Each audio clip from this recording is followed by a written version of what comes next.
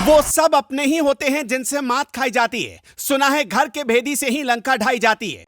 चुनाव से पहले घर बदलने वाले कुछ नेताओं और कार्यकर्ताओं पर यह पंक्ति एकदम सही साबित हो रही है। अंबेडकर नगर लोकसभा क्षेत्र से भाजपा को परेशान कर देने वाली खबर सामने आ रही है, जहां भाजपा के कार्यकर्ता ही भाजपा को नुकसान पहुंचाते दिख रहे हैं। आपको बता दें कि कुछ भाजपा के कार्यकर्ता लोगों को कसम दिलाकर वोट हासिल करने का प्रयास कर रहे हैं, तो कुछ मतदाताओं की निष्ठा पर सवाल खड़ा कर रहे हैं। ऐसे में मतदाताओं का प्रभावित होना स्वाभाविक है।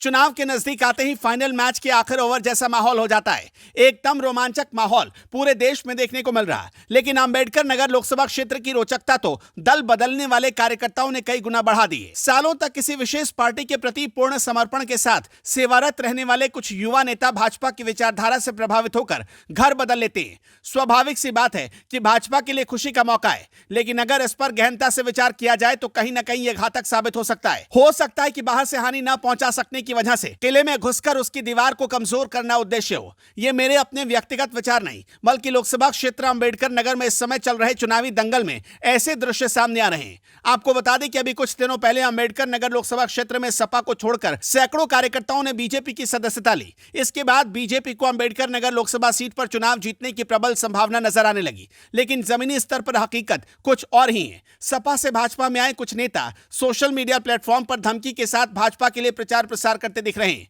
जनपद के संभ्रांत व्यापारियों, जिनके घर किसी भी दल के नेता के आने जाने को लेकर उन व्यापारियों की निष्ठा पर सवाल उठा, उनकी छवि धूमिल करने का प्रयास कर रहे हैं।